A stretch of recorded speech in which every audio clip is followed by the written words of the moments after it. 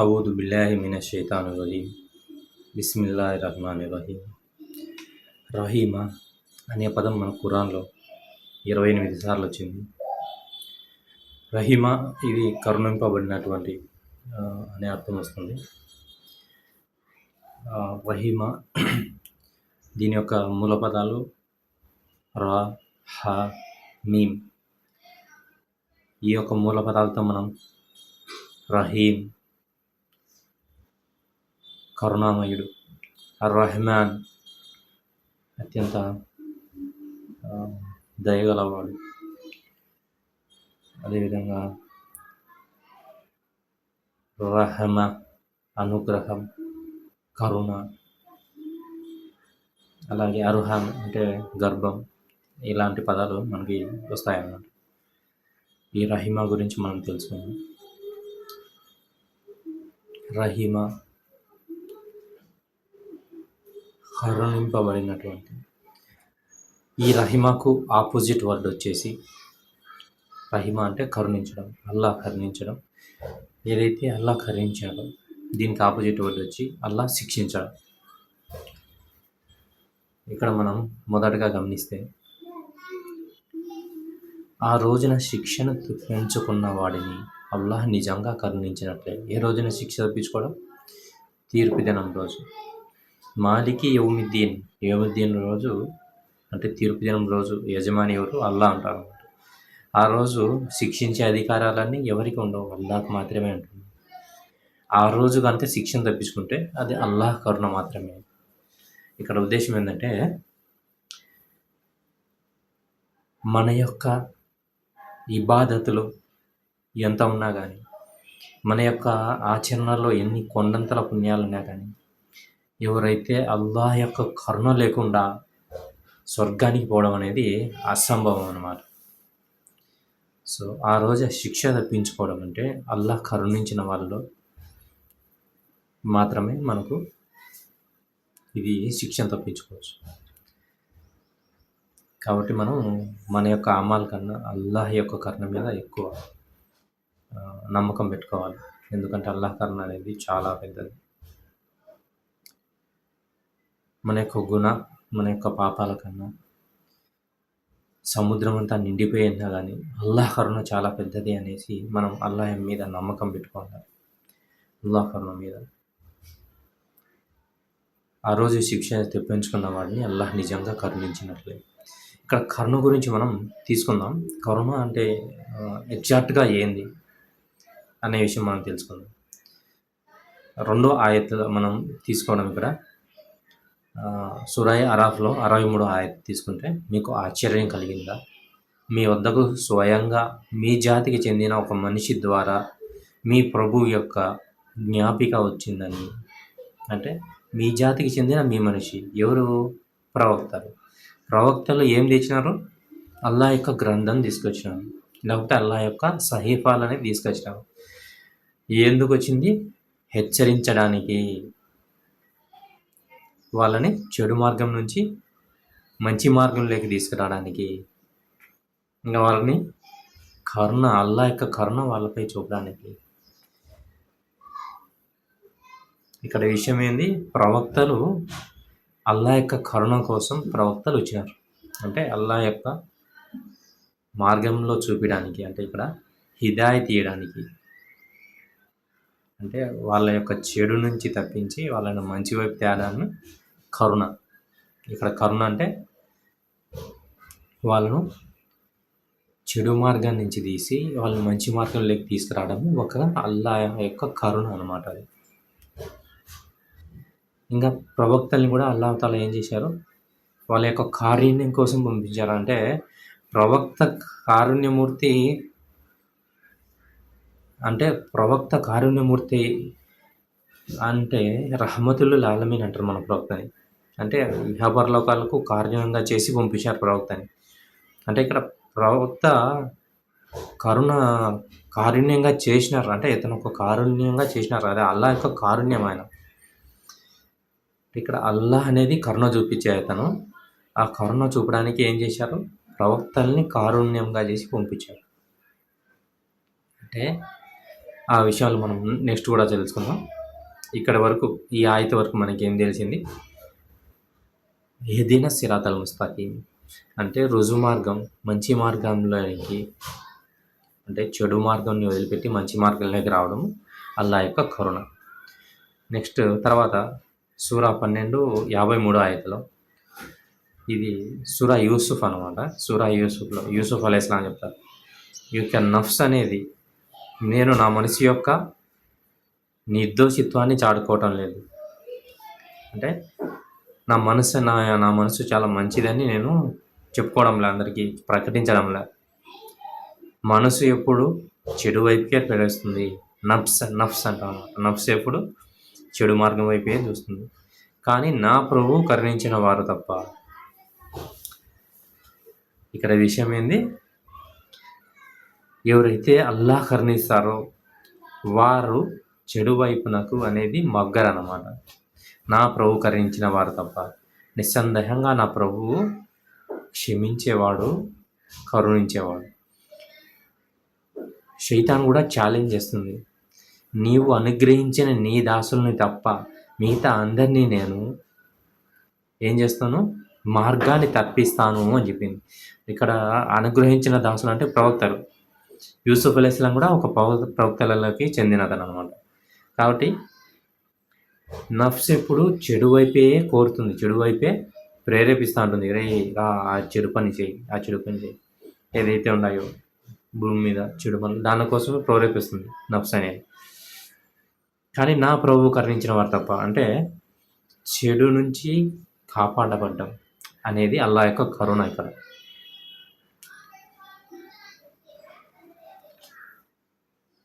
దాని తర్వాత అంటే మంచి మార్గం, హిదాయత్ మార్గ గైడెన్స్ అనేది ఒక కరుణ. రెండవది చెడు పనులు కాకుండా చెడు పనుల నుంచి కాపాడబడ్డం అల్లా యొక్క కరుణ. ఇక తర్వాత సూరా అరాఫ్లో 23 ఆయత్ ఇక్కడ తీసుకున్నామంటే, ఇక్కడ ప్రవక్తల గురించి మనం జస్ట్ కొంచెం కరుణ అనే దాని గురించి, ప్రవక్తల గురించి కొన్ని విషయాలు తెలుసుకున్నాం. ఇది ఆదం అలైహిస్సలాము తర్వాత హవ్వా అలైహిస్సలాం వాళ్ళిద్దరూ వేడుకున్నారు అల్లాహ్ తాను. ఏమని వేడుకున్నారు? ప్రభు మాకు మేము అన్యాయం చేసుకున్నాం. ఎందుకు? శైతాన్ మాట విన్నారు వీళ్ళు. శైతాన్ మాట విన్నారు. ఇప్పుడు వీళ్ళు ప్రవక్తే కదా ఆదం అలైహిస్సలాం రావచ్చు, మీకు డౌట్. కానీ అల్లాహ్ తాలా మనిషిని తయారు చేసినారు. ఫస్ట్ ఆదం అలైహిస్సలాం తయారు చేసి అతనికి స్వర్గంలో ఇచ్చినారు. స్వర్గంలో అయిన తర్వాత హవ్వా అలైహిస్సలాం ఆమెకి జోడీగా తయారు చేసినారు. వీళ్ళు ఏమవుతుంది? మనుషులే శైతాన్ యొక్క ప్రభావానికి లోనైనారు, శైతాన్ మాట విన్నారు, అల్లాహ్ యొక్క ఆగ్రహానికి గురైనారు. అక్కడ స్వర్గం నుంచి బయటికి అనేది వెంటబడినారు. ఇప్పుడు వాళ్ళు ఏమని వేడుకున్నారు అల్లాహ్తో? మాకు మేము అన్యాయం చేసుకున్నాము. అంటే ఒక తప్పు జరిగింది, మాతో అన్యాయం జరిగి మేము తప్పు చేసుకున్నాము, మేము అన్యాయం చేసుకున్నాము మాకు మేము. నీవు కనుక మమ్మల్ని మన్నించకపోతే, ఒకవేళ నువ్వు మమ్మల్ని మన్నించకపోతే, లేకపోతే మమ్మల్ని కరుణించకపోతే అంటే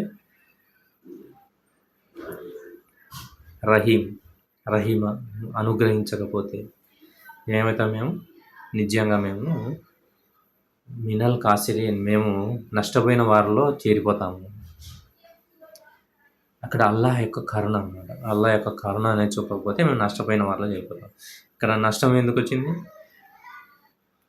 తప్పు చేసిన తర్వాత అల్లాహ్ కరుణించి వాళ్ళని తిరిగి మంచి దావలో పెట్టకపోతే నష్టపోయిన వారిలో అవుతాం.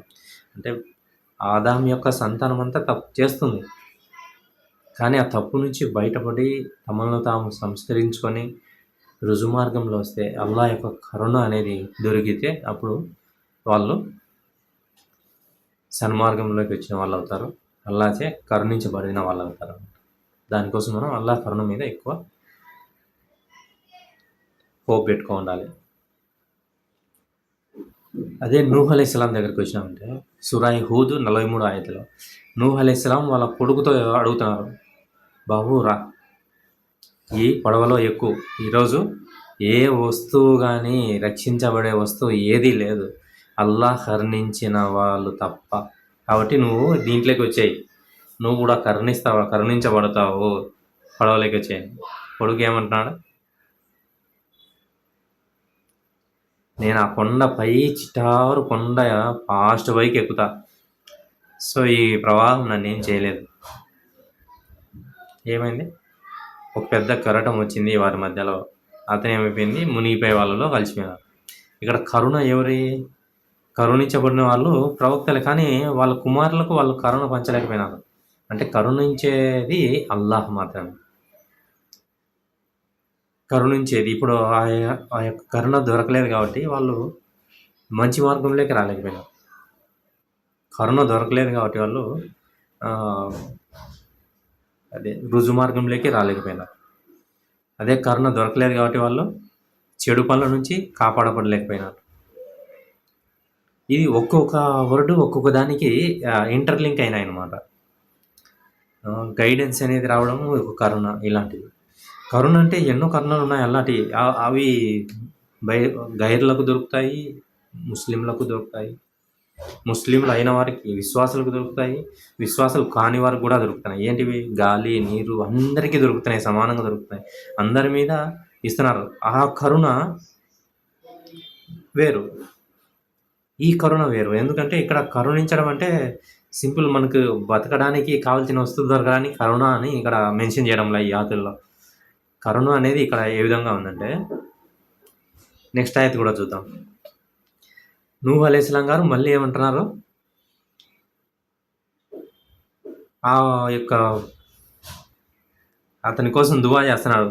ఏదైతే వెళ్ళిపోయినాడో నా కొడుకు రావాలా, రుజుమార్గంలోకి రావాలా, నా కొడుకు రక్షించబడాలని కోరుకుంటాను. అప్పుడు అల్లాహ్ తాలా నుంచి వార్నింగ్ వచ్చింది, నువ్వు ఆగు, తప్పు చేస్తున్నావు నువ్వు.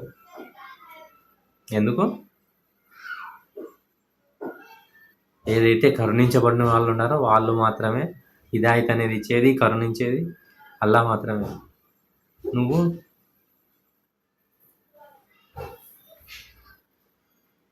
నా యొక్క ఆగ్రహానికి గురి కావద్దనేసి అల్లాహ్ తాలా చెప్తున్నారు. దానికి నూహ్ అలైహిస్సలాం గారు మళ్ళీ ఇలా విన్నవించుకున్నారు వెంటనే, ఏమని, నా ప్రభు, నాకు తెలియని దానిని గురించి నిన్ను అడగడం నుండి నేను నీ శరణు వేడుకుంటున్నాను. నీవు గనక నన్ను క్షమించకపోతే, ప్రవక్తలు కూడా వేడుకుంటున్నాను, క్షమించకపోతే, కరుణించకపోతే నేను సర్వనాశనం అయిపోతాను. అఫున్ మినల్ ఖాసిరీన్, నేను నష్టపోయే వారిలో చేరిపోతాను. కాబట్టి నన్ను క్షమించు. ఎవరు, ప్రవక్తలు అడుగుతున్నారు క్షమించమని. అలాగే వాళ్ళు ఎటువంటి పాపరహితులు, వాళ్ళు ఆల్రెడీ చెడు నుంచి కాపాడబడింది, వాళ్ళ హృదయం అనేది పరిశుభ్రం అయిపోయింది చెడు నుంచి. అది ఒక వాళ్ళ మీద ఆల్రెడీ కరుణ ఉంది, అల్లాహ్ యొక్క కరుణ. మళ్ళీ ఏమన్నా తప్పు తనకు తెలియని దాన్ని అడగడం వల్ల నన్ను క్షమించమని అడుగుతున్నారు ప్రవక్తలు, మళ్ళీ కరుణించమని అడుగుతున్నారు. తర్వాత విషయం సాలిహ్ అలైహిస్సలాం అనమాట. ఆ యొక్క సాలిహ్ వాళ్ళ యొక్క కౌమ్తో చెప్తున్నారు, నా జాతి ప్రజలారా, ఎందుకు మేలుకు బదులు కీడు కోసం ఎందుకు దొరుకుతున్నారు అంటే, ఎప్పుడు ప్రళయం వస్తుందని చెప్తున్నావు కదా, ఎప్పుడు వస్తుందో చెప్పు ప్రళయం, ఇలాంటి మాటలు అన్నమాట. అల్లాహ్ క్షమాభిక్ష కోసం అర్థించరు, ఎందుకు మీరు అర్థించడంలే అల్లాను క్షమించమని. ఒకవేళ అలా క్షమించమని అడిగితే మీరు కూడా కరుణించబడవచ్చు కదా, దానివల్ల ఆ యొక్క చిన్న పని వలన మీరు కరుణించబడవచ్చు కదా అనేసి. కాబట్టి మనిషి ఎప్పుడు అల్లాహ్ యొక్క ఇస్తగ్ఫార్ చదువుతూ ఉండాలి, అల్లాహ్ యొక్క క్షమాపణ అడుగుతూ ఉండాలి. అదేవిధంగా అల్లాహ్ యొక్క కరుణ మీద ఎప్పుడు హోప్ అనేది వదిలిపెట్టకూడదు అన్నమాట.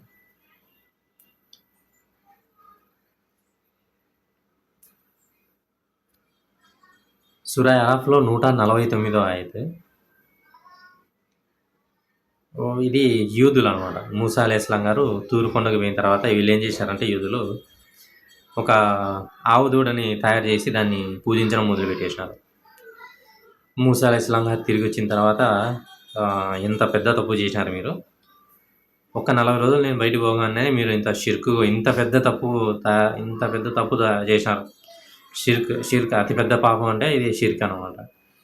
వారి నుండి ఆత్మపు వంచనలు తొలగిపోయినప్పుడు మూసా అలైహిస్సలాం గారు వారి మధ్యలోకి వచ్చినారు, ఇంత దారుణానికి ఒడిగట్టినారు. చాలా చాలా కోపంగా ఉన్నారు. చాలా అసహనంగా ఉన్నారు ఆ సమయంలో. వారు తమ వాస్తవానికి మార్గం తప్పామని వాళ్ళు కనుగొన్నారు. వచ్చిన తర్వాత మూసా అలైహిస్సలాం గారు వచ్చినాక, "రేయ్! మనం పెద్ద తప్పు చేశాంరా" అని వాళ్ళు కనుక్కున్నారన్నమాట. అప్పుడు ఇలా అన్నారు, "మా ప్రభువు గనక మాపై దయ చూపకపోతే, మమ్మల్ని మన్నించకపోతే మేము సర్వనాశనం అయిపోతాం." అంటే తప్పు చేసిన తర్వాత అల్లాహ్‌పై ఆ తప్పును ఒప్పుకొని సరైన మార్గంలో, దీన్ని తౌబా అంటాం మనం. సరైన మార్గంలో సరిదిద్దుకొని తౌబా చేసుకుంటే గనక అల్లాహ్ తాలా వారి పూర్వపు పాపాలను క్షమిస్తారన్నమాట. అలాగని తప్పు చేసి తౌబా చేస్తా ఉండడం అని కాదు. తప్పు తర్వాత చేయను అనేసి మనం తౌబా చేయాలి. తర్వాత ఇది మూసా అలైహిస్సలాం గారు 70 మందిని తీసుకొని వెళ్తారు. ఏది సూరా అరాఫ్‌లోని 155 ఆయతది. మేము నిర్ణయించిన సమయానికి అతనితో పాటు హాజరు కావడానికి మూసా తన జాతి ప్రజల నుండి 70 మందిని ఎన్నుకున్నారు. ఒక 70 మందిని తీసుకొని తూరు పర్వతానికి వెళ్ళారు. వారిని ఒక తీవ్ర భూకంపం వచ్చి పట్టుకున్నప్పుడు మూసా అలైహిస్సలాం గారు ఇలా మనవి చేసుకున్నారు. అందరూ కలిసి ఏం చేశారు, అల్లాహ్ యొక్క ప్రార్థన చేస్తున్నారు. వాళ్ళు ఏం చేశారు, మేము అల్లాహ్‌ని చూసేంత వరకు మేము నమ్మము. ఇలాంటి కొన్ని అజ్ఞానులు మాట్లాడినారన్నమాట వాళ్ళు. అంటే ఆ విశ్వాసులతో పాటు కొంతమంది అజ్ఞానులు కూడా ఉంటారన్నమాట. నా స్వామి, మీరు సంకల్పించి ఉన్నట్లయితే మొదట్లో నన్ను నాశనం చేయగలిగి ఉండేవారు.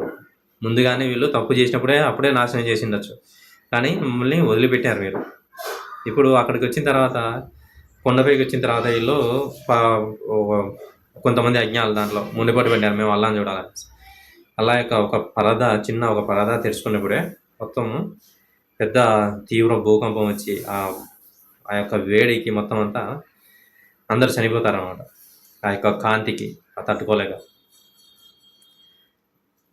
అప్పుడు ప్రవక్త గారు మూర్ఛపడిపోతారు. అతను లేచి మళ్ళీ ఈ విధంగా దుఆ చేస్తారన్నమాట.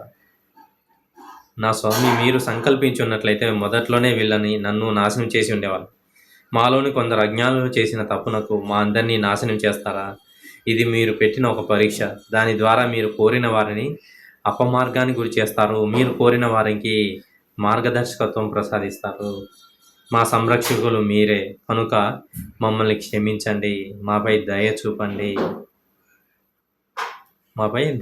అంటే కరుణించండి. కరుణ వచ్చింది ఇక్కడ. క్షమించాలి, మళ్ళీ కరుణ చూపాలి. కరుణ చూపడం అంటే మార్గదర్శకత్వం వస్తుంది, ప్లస్ తప్పుల నుంచి క్షమాపణ కాకుండా మంచి ఇక్కడ గైడెన్స్ అనమాట. గైడెన్స్ ఒకటి, మంచి మార్గంలోకి రావాలి. అందరికంటే మీరు క్షమించేవాళ్ళు. వాంత ఖైరుల్ గాఫిరీన్, మీరు అత్యధికంగా క్షమించేవాళ్ళు అనేసి వేడుకోవడం జరిగింది. అదేవిధంగా ఇది మూసా అలైహిస్సలాం గారు సమయంలో వేడుకోవడం. సూరా హూద్‌లో 119 ఆయతలో, కేవలం నీ ప్రభు కరుణకు నోచుకున్న వారే అపమార్గాలకు లోను కాకుండా ఉంటారు. ఇక్కడ ఒక స్టేట్మెంట్ చూడండి. ప్రభువు కరుణకు నోచుకున్న వారే అంటే ఎవరికైతే గైడెన్స్ అనేది వస్తుందో వాళ్ళు అల్లాహ్ యొక్క కరుణకు పాత్రులైన వాళ్ళు. అంటే అల్లాహ్ కరుణ ఎవరి మీద ఉంటుందో వాళ్ళు మంచి మార్గంలో ఉంటారు. ప్రవక్తలు వాళ్ళలో ఒక మార్గానికి, అల్లాహ్ యొక్క కరుణకు నోచుకున్న వాళ్ళలో ప్రవక్తలు ముందంజలో ఉంటారు, ముందు వరుసలో. అదే ఆయన వారిని అంటే మనుషుల్ని సృష్టించారు దేనికోసం? ఆచరణలో వాళ్ళ యొక్క సొంతం భూమి మీద పుట్టించిన తర్వాత వాళ్ళ సొంతంగా వాళ్ళు ఆలోచన, ఎంపిక, తర్వాత ఏమంటారు దాన్ని, వాళ్ళు కోరింది చేసుకోగల వాళ్ళ యొక్క సామర్థ్యం, ఇలాంటివన్నీ ఉన్నాయన్నమాట భూమి మీద మనిషి. ఎన్నో విషయాలు మంచిగా కనపడతాయి, ఎన్నో దారులు కనపడతాయి, ఎన్నో రకరకాల దారుల్లో ప్రయాణించి అల్లాహ్ చూపించిన దారుల్లో ఉపాధిని సంపాదించుకుంటారు. ఇవన్నీ ఇచ్చిన తర్వాత అల్లాహ్ యొక్క కరుణకు నోచుకోవడానికి అంటే హిదాయత్, ఎవరు రుజుమార్గానికి వస్తారు అనే విషయం మీద పరీక్షించడానికి ఇది అల్లాహ్ తాలా మనిషిని ఇక్కడ పంపించడం జరిగింది. ఆ యొక్క మాట ఏ విధంగా నేను నరకాన్ని జిన్నాతులతో మానవులతో నింపుతాను అని ఆ ప్రభువు చెప్తున్నానమాట. అంటే ఇక్కడ ఎవరైతే అల్లాహ్ అనుగ్రహానికి నోచుకోరో, అల్లాహ్ యొక్క కరుణకు నోచుకోరో వాళ్ళంతా నరకానికి వెళ్తారనేసి పెద్ద వార్నింగ్ అనేది ఇవ్వడం జరుగుతుంది. అయితే మన ఉమ్మత్ ప్రవక్త ముహమ్మద్ రసూలుల్లాహ్ సల్లల్లాహు అలైహి వసల్లం గారి ఉమ్మత్ అందరికన్నా ముందు వెళ్తుంది. అందరికన్నా ఎక్కువ మజ్మా అనేది స్వర్గంలోకి వెళ్ళడం జరుగుతుంది. కాబట్టి మనము అల్లాహ్ యొక్క కరుణ మీద మనం హోప్స్ పెట్టుకోవాలన్నమాట.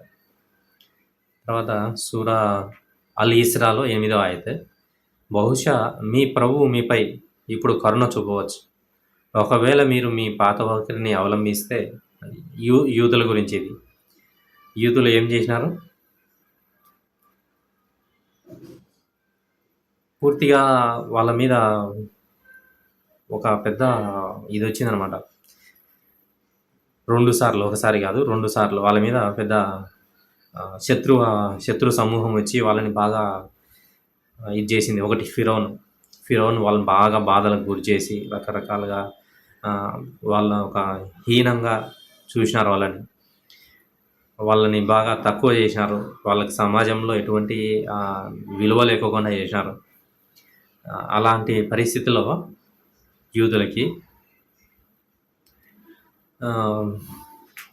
ఒకటి అల్లాహ్ తఆలా అప్పుడు వాళ్ళని మూసా అలైహిస్సలాం ద్వారా వాళ్ళని మంచి మార్గంలోకి తీసుకొచ్చి ఫిరౌన్ బారి నుంచి విముక్తి చెందాడు. అదొక కరుణ. ఇక్కడ కరుణ ఎక్కడొచ్చింది వాళ్ళకి? మీపై మీ ప్రభు ఇప్పుడు కరుణ చూపవచ్చు. ఎప్పుడు వచ్చింది? పూర్తిగా వాళ్ళు హోప్స్ వదిలేసుకున్నారు. వేరే ఈ ప్రపంచంలో మాకు ఎవరు హెల్ప్ చేసేవాళ్ళు లేరనేసి. ఫిరౌన్ తర్వాత మళ్ళీ ఇంకోసారి కూడా అలాంటి సిచ్యువేషన్ మొదలైంది వాళ్ళకి.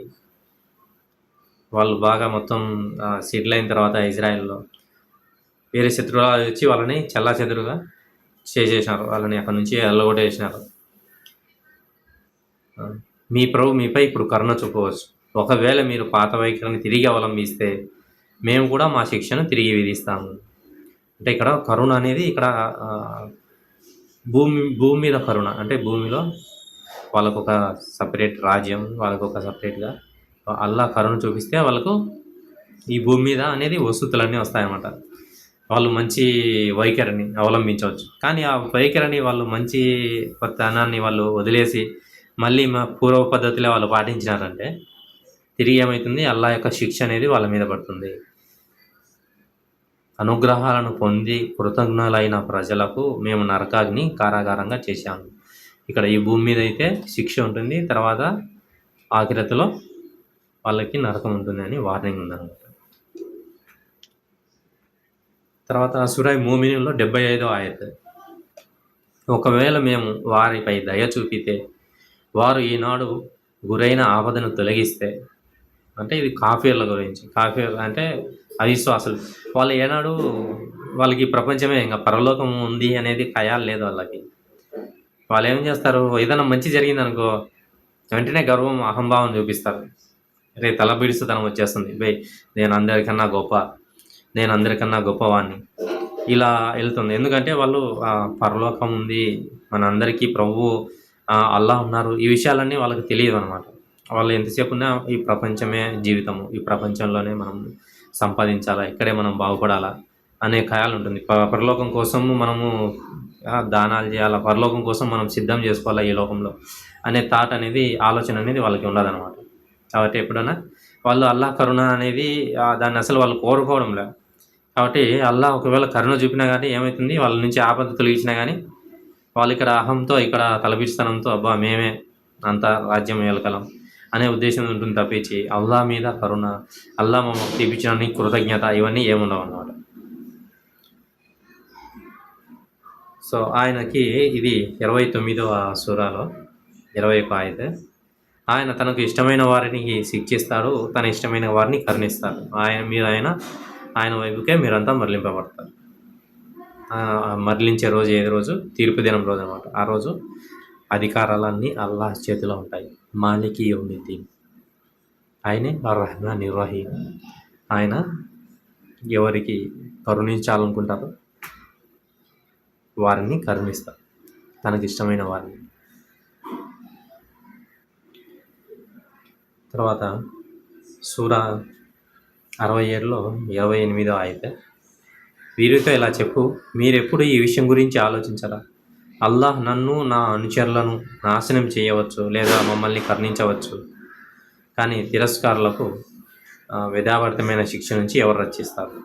ఇది సూరాయే ముల్క్లోది. ఇది సూరాయ ముల్క్లో 28వ ఆయత. అంటే ఏమని ఆలోచిస్తుంటే, చూడండి అయ్యా వీళ్ళు పిచ్చివాళ్ళలాగా ఉన్నారు. వీళ్ళు పరలోకం గురించి ఆలోచిస్తున్నారు, ఈ లోకాన్ని వదిలేస్తున్నారు వీళ్ళు అనేసి అనుకుంటా అంటారు అన్నమాట. బట్ వాళ్ళ కోసం ఈ విధంగా మీరు ప్రశ్నించండి అనేసి. శిక్ష అనేది అల్లాహ్ చేతిలో ఉంది. ఆ రోజు ఎవరు రక్షిస్తారు మిమ్మల్ని, ఎవరు సరైన మార్గంలో ఉండరు అనేసి వాళ్ళకు ఒక ప్రశ్న అడగండి అనేసి చెప్పాలి. వారిని చెడుల నుండి కాపాడు. సూరా గాఫిర్లో 9వ ఆయత. వారిని చెడుల నుండి కాపాడు. ప్రళయం నాడు నీవు చెడుల నుండి కాపాడేవాడిని నీవు ఎంతో కరుణించావన్నమాట. అంటే చెడుల నుంచి కాపాడబడే వాళ్ళు అల్లాహ్ యొక్క కరుణలో ఉన్నాడు అనేది.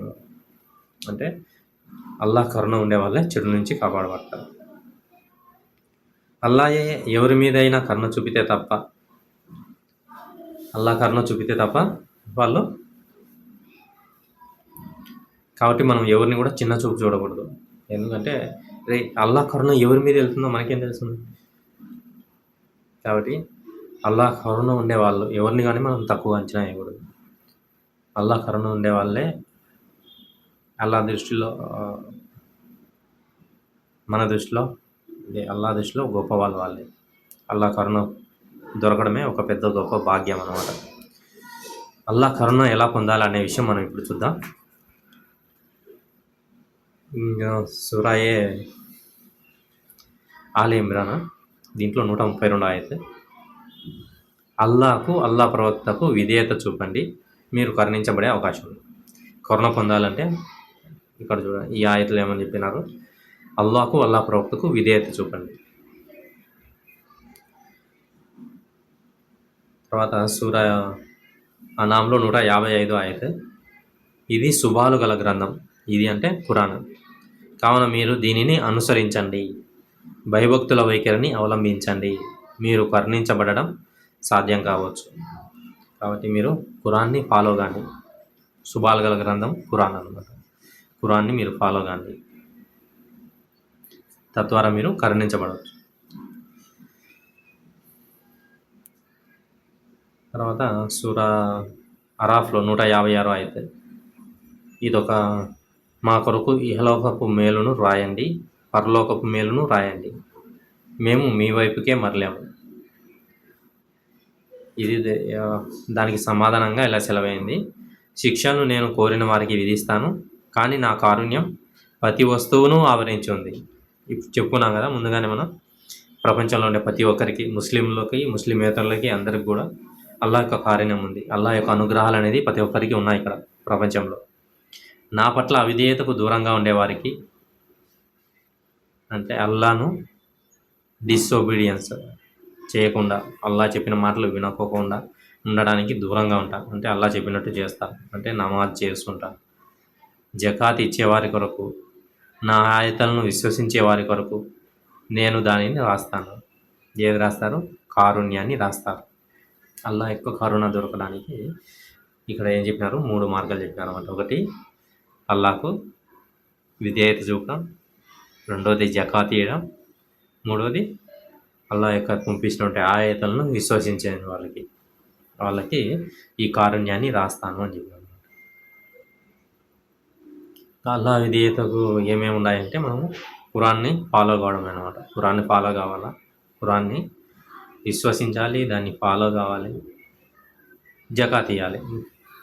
ఈ 3 విషయాల వాళ్ళకి కరుణ అనేది వస్తుంది అన్నమాట. దివ్య ఖురాన్ మీ ముందు పఠించబడుతున్నప్పుడు, సూరా అరాఫ్లో 204వ ఆయత. దివ్య ఖురాన్ మీ ముందు పఠింపబడుతున్నప్పుడు దానిని శ్రద్ధతో వినండి, మౌనంగా ఉండండి, బహుశా మీరు కరుణింపబడతారేమో. మన ముందు ఖురాన్ అనేది చదువుతున్నప్పుడు మనము శ్రద్ధగా వినాలి, మౌనంగా ఉండాలి, తద్వారా మనం అల్లాహ్ యొక్క కరుణకు గురి కావచ్చు.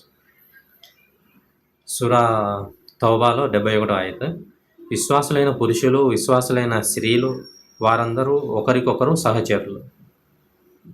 ముస్లింలందరూ ఒకరికొకరు సహచరులు. వారు మేలు చేయండి అని ఆజ్ఞాపిస్తారు, చెడును చేయవద్దు అని నిరోధిస్తారు.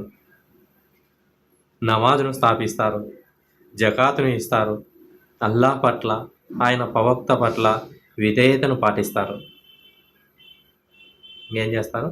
నమాజ్, జకాత్, తర్వాత అల్లాహ్ ఆయన ప్రవక్త పట్ల విధేయత పాటిస్తారు.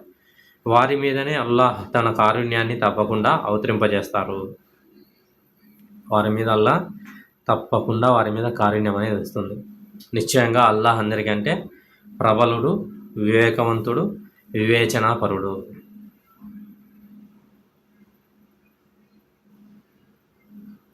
ఇన్నల్లాహ అజీజున్ హకీం. అల్లాహ్ వివేకవంతుడు మరియు ప్రబలుడు, వివేకవంతుడు, వివేచనపరుడు. అజీజున్ హకీం, ఇది మనకి అల్లాహ్ కరుణ ఇస్తాడు ఖచ్చితంగా అనేసి చెప్పినారన్నమాట ఇక్కడ. ఈ విషయాలు చేయడం వల్ల ఏ విషయాలు? మేలు చేయమని ఆజ్ఞాపించడం, చెడును చేయవద్దని నిరోధించడం, నమాజ్ స్థాపించడం, జకాత్ ఇవ్వడం, అట్లే ప్రవక్త అల్లాహ్ మరియు అల్లాహ్ ప్రవక్త పట్ల విధేయత చూపడం. ఇవి చేయటం వాళ్ళకి అల్లాహ్ నేను కారుణ్యాన్ని తప్పకుండా ఇస్తా అని చెప్పిన.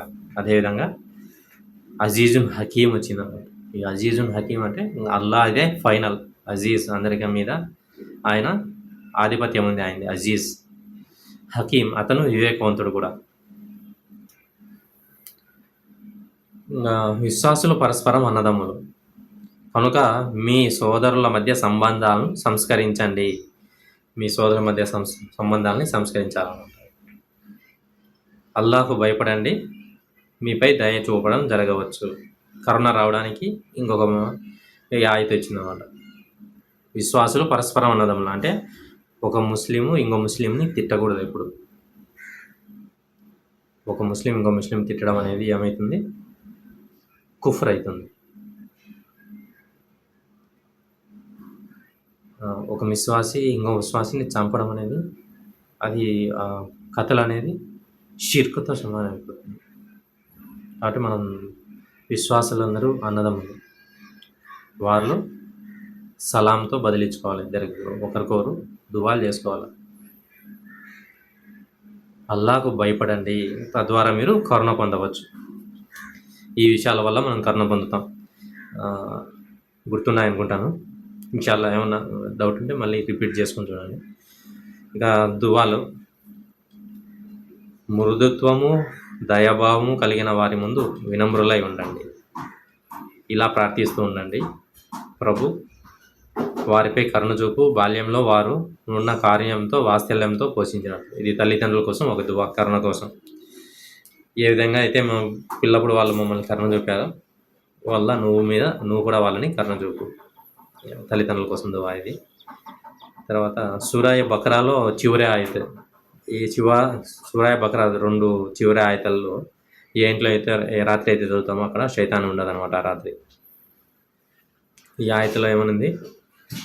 ఓ ప్రభు, మా పొరపాట్ల వల్ల జరిగే తప్పులను మమ్మల్ని పట్టుకోకు. మాకు పూర్వం మోపిన భారాన్ని మాపై మోపకు. ప్రభు, ఏ బరువును మోసే శక్తి మాలో లేదో దాన్ని మాపై పెట్టకు.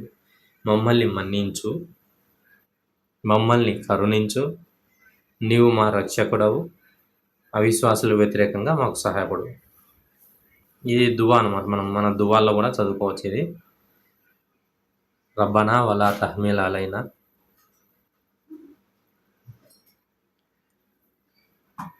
ఇస్రన్ కమా హమల్తహు అలల్లజీన మిన్ కబ్లినా రబ్బనా వలా తుహమ్మిల్నా మా లా తాఖత లనా బిహి వాఫు అన్నా వగ్ఫిర్ లనా వర్హమ్నా అంత మౌలానా ఫన్సుర్నా అలల్ కౌమిల్ కాఫిరీన్.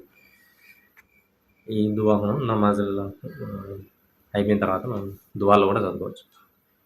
ఇంకా విశ్వాసులు నా దాసులు కొందరు ఈ దువా చేస్తారేమని: రబ్బనా ఆమన్నా ఫగ్ఫిర్ లనా. ఓ ప్రభు, మేము విశ్వసించాము కాబట్టి మమ్మల్ని క్షమించు, మాపై కరుణించు. వరమ్నా వాంత ఖైరు రాహిమీన్. నువ్వు కరుణామయుల కల్లా ఉత్తమమైన కరుణామయుడు. ఇంగా ప్రవక్త, "ఓ ప్రవక్త ఇలా అను, వకుర్ రబ్బీ ఫిర్ వర్హం వా అంత ఖైరుర్ రాహిమీన్." ప్రభు మమ్మల్ని మన్నించు, కరుణించు. కరుణామయులకల్లా నువ్వు ఉత్తమమైన కరుణామయుడు. ఇన్‌షాల్లా ఈ ఖురాన్ అనేది అల్లాహ్ తీసుకున్నాడు బాధ్యత. దీన్ని అర్థం చేసుకునే బాధ్యత. కాబట్టి సాధ్యమైనంత వరకు ఖురాన్ మీరు చదవండి. అల్లాహ్ యొక్క అనుగ్రహాలని వెతకండి. ఇన్‌షాల్లా అల్లాహ్ మార్గం చూపించిన వాళ్ళే సరైన మార్గంలో ఉండేవాళ్ళు. ప్రవక్త మరియు అల్లాహ్ ప్రవక్తకు విధేయత చూపడం మనకి కారుణ్యానికి మార్గదర్శకత్వం. అల్లాహ్ తాలా మా యొక్క చిన్న చిన్న పనులతో మాకందరికీ హిదాయత్ ప్రసాదించుగాక. ఆయన యొక్క కరుణతో మమ్మల్ని కరుణించుగాక. సుబ్హానల్లాహి వ బిహమ్దిహి సుబ్హానకల్లాహుమ్మ వ బిహమ్దిక వ నష్హదు అన్ లా ఇలాహ ఇల్లా అంత నస్తగ్ఫిరుక వ అతూబు ఇలైక్. సుబ్హాన రబ్బిక రబ్బిల్ ఇజ్జతి అమ్మా యసిఫూన్ వ సలామున్ అలల్ ముర్సలీన్ వల్హమ్దులిల్లాహి రబ్బిల్ ఆలమీన్. సుబ్హాన రబ్బిక